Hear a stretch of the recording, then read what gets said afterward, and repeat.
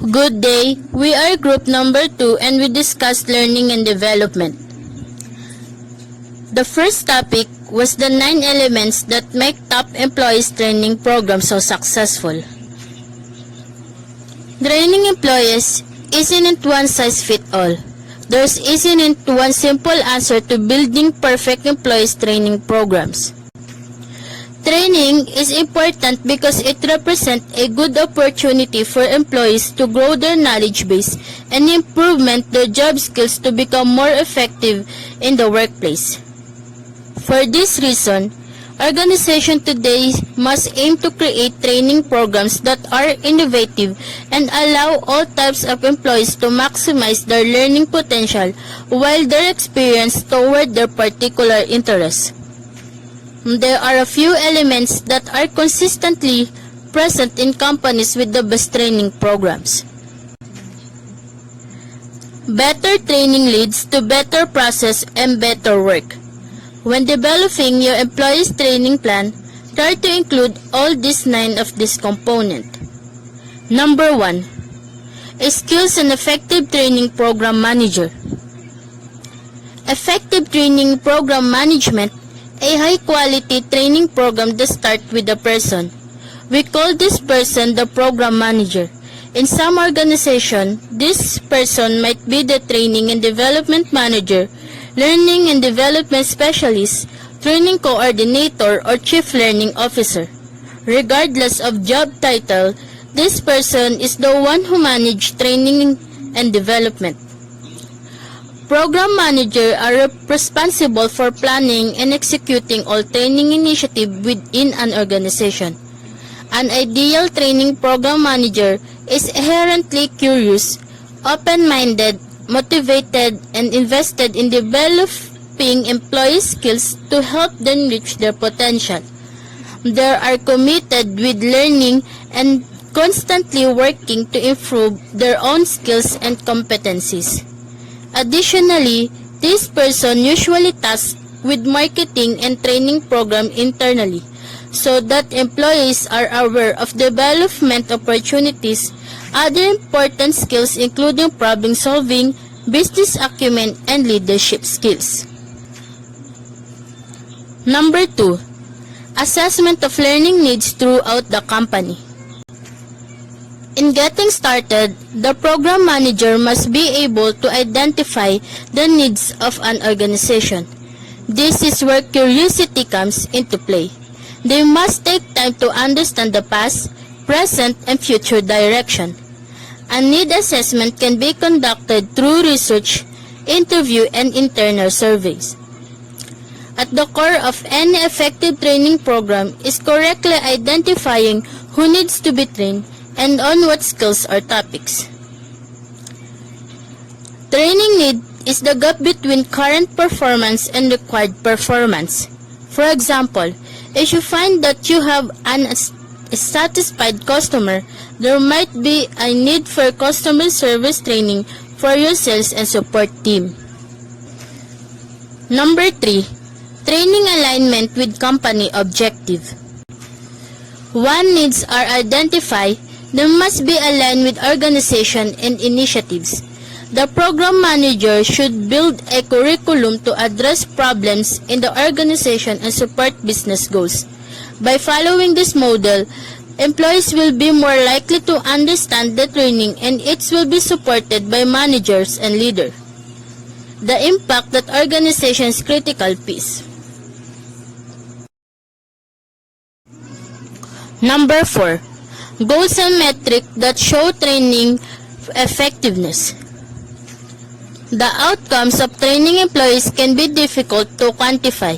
However, when the program manager is able to determine organizational needs that are aligned with the business, quantifying training becomes much easier. When developing goals, make sure metrics give the whole picture, including quantity, quality, time, cost, and effectiveness. You want to develop a benchmarking strategy for evaluating your progress towards your goals and ensure that data and reports are easily available to provide you with the information that you need. Number 5. Leaders advocating for training. One of the key to successful training and development program are possibly the most important is leadership buy-in from the top down.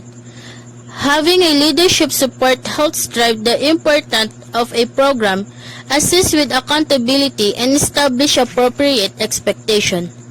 Leadership buy-in more easily obtained when the program manager has been able to identify the needs of the organization, align them to the business, and develop formalized goals and metrics that will provide results.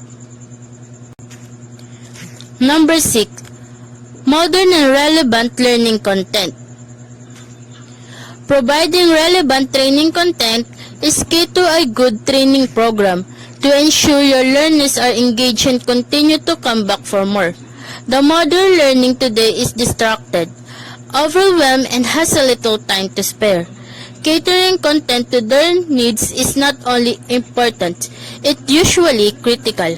The training content you present to your employees must be applicable and timely to help them with their daily duties, expand their mind, and provide them with quick takeaways that can immediately be applied.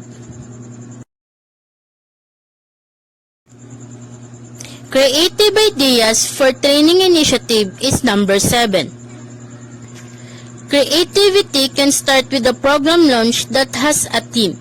It can be as simple as corporate, university, or college layout. Branding training initiative with a logo or mascot can add level of fun and familiarity as the program continues.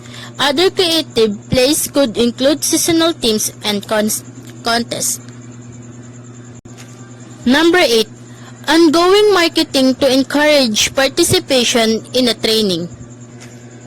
Having a marketing strategies is an integral part of your implementation and an essential component of a successful learning and development program. A successful marketing plan includes not only initial launch activities but also strong ongoing effort throughout the program. As you build your plan, remember to keep your program goals and success factors in that forefront of your decision-making and tie the activities into these goals.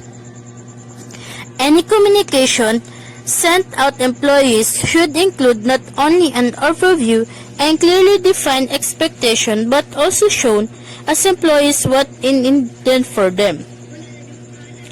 You must provide a why behind every part of training. Your goal is to use marketing tactics to increase utilization of your training programs.